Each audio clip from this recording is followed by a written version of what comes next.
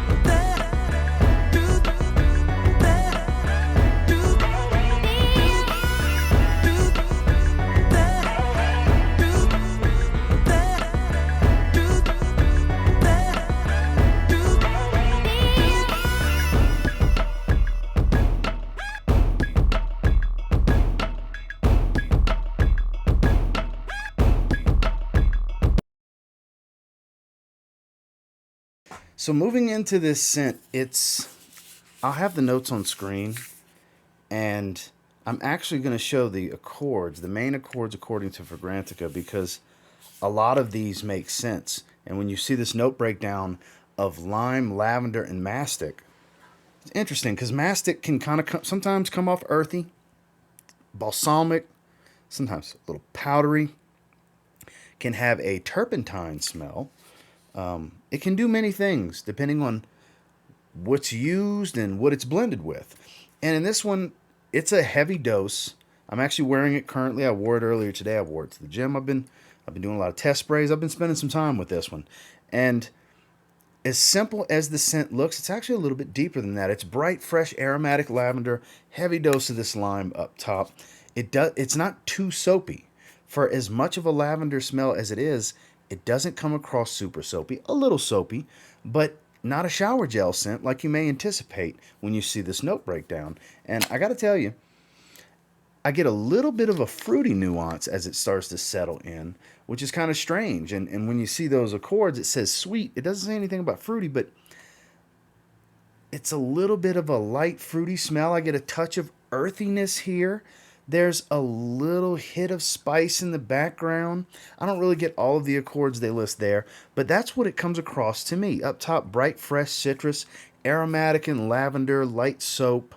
Starts to settle into a lightly powdery, more earthy meets woody type of tone. It's kind of strange on how to describe it, with a little strange fruity nuance. And when I say fruity, I don't mean like an apple smell or a plum or passion fruit or anything. It's just this, I don't know.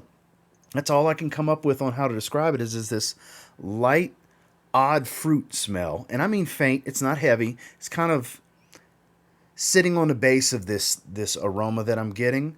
But it's mostly about the lavender almost the whole way through. You're getting lavender start to finish. I would call this an aromatic lavender dominant fragrance, even though the citrus does hang out for such a long time. It really is. I forgot I got it on my forearms. See, we're deep into the dry down at this point, and there it is. There's that light earthy, moderately powdery, but not too powdery, strange, almost like a bitter fruit. Like there's a light bitterness and bitter fruitiness to it. I know maybe it's not the most flattering way I'm describing this dry down, but it actually really works. It changes drastically. The opening and early stages of the fragrance to what the latter end of the fragrance is all about is quite different. For being a note breakdown, they're not telling you the entire story here. This actually is an extremely versatile warm weather. I want to say warm weather fragrance, but I really feel like it's deep enough with enough going for it in its base and enough performance, which we'll discuss in a little bit, to where this is kind of signature scent worthy.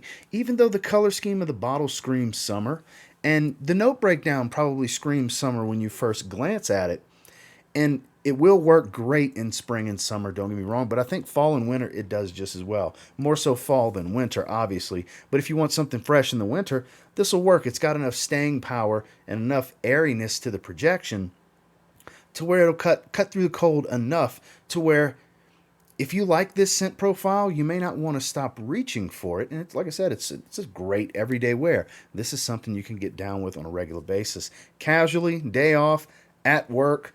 You can wear it to dinner if you want to. Honestly, it's not a bad time to smell like this. It's easygoing, but it's not.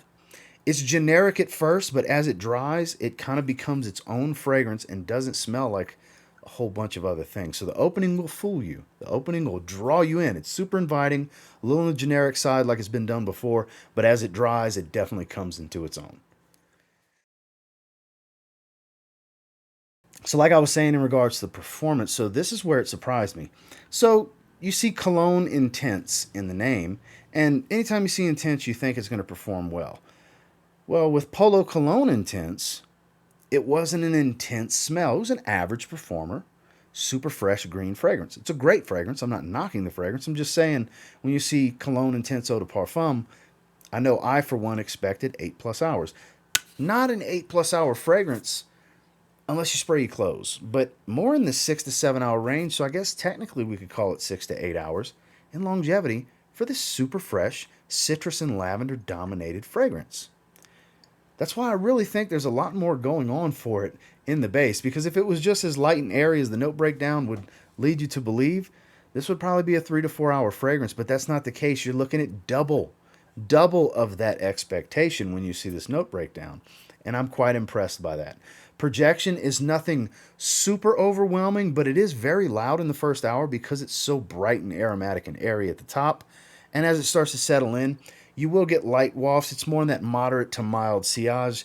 Mild being on the weaker side, moderate being about average, pretty detectable within a few feet of you walking by somebody. So it kind of falls somewhere in between. That's why I say moderate to mild. So projection, for me, doesn't leave anything to be desired, especially if you're the heavy sprayer type. This might choke you out a little bit up top because, like I said, that first hour is pretty heavy, beyond arm's reach type of stuff, with the following hour being, probably half of that before it starts to settle in to what it's going to be the remaining life of the fragrance.